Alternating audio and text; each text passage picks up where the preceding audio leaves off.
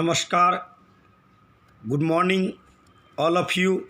कल हमने बायोलॉजी के प्रथम सेट में 1 से लेकर के 11 तक प्रश्नों को हल किया था। आज हम लोग कार्बनिक यौगिक के विकास के 2 महत्वपूर्ण चरण हम लोग पढ़ेंगे कि कार्बनिक यौगिक के विकास के 2 महत्वपूर्ण जो 12 नंबर क्वेश्चन है वह आपको यहाँ पर इंडिकेट आप कर सकते हैं। यहाँ पर जो क्वेश्चन है कार्बनिक यौगिक के विकास के 2 चरण बताएं। इस क्वेश्चन में आप पहले नोट कर लें 12 नंबर क्वेश्चन दे करके। तो कार्बनिक यौगिक के विकास के 2 महत्वपूर्ण चरण हैं।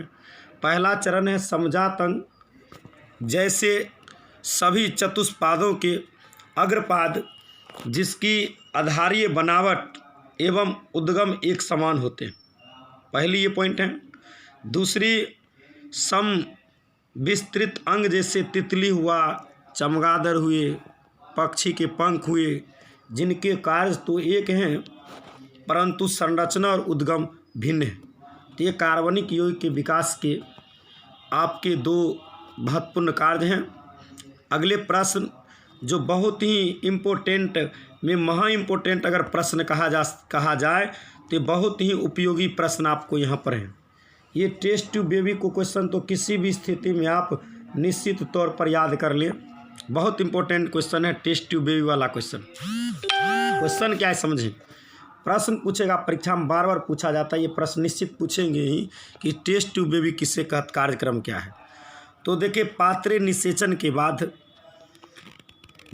भ्रूण स्थानांतरण के द्वारा स्त्री के जो जनन मार्ग होते हैं उसमें भ्रूण को स्थापित करके संतान प्राप्त करने की जो सामान्य विधियां हैं उसी को हम लोग टेस्ट ट्यूब बेबी कार्यक्रम कहते हैं।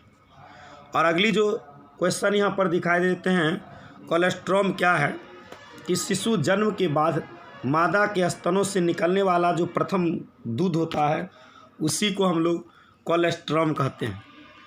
और अगली जो महत्वपूर्ण प्रश्न हम लोग जो चर्चाएँ करेंगे वह भी प्रश्न बहुत ही इम्पोर्टेंट प्रश्न है कि मेंडल के आनुवांशिकी संबंधी प्रयोगों की जो सफलता हुई उसका मूल्य जो कारण था, मूल जो रीजन था, आखिर वह रीजन क्या था।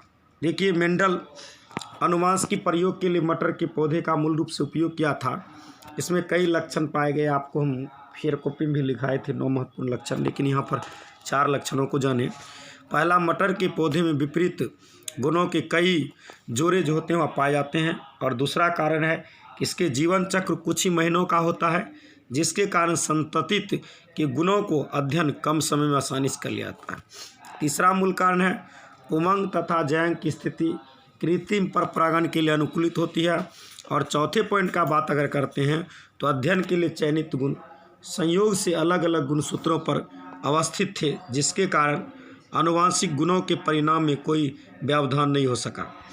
और अगला हम महत्वपूर्ण प्रश्न की ओर बढ़ते हैं। 16 नंबर जो क्वेश्चन है उस पर हम लोग चर्चा करते हैं। प्रश्न है कि टीकाकरण क्या है। 2012 के जो बोर्ड परीक्षा है इसमें ये प्रश्न पूछा गया था, टीकाकरण क्या है।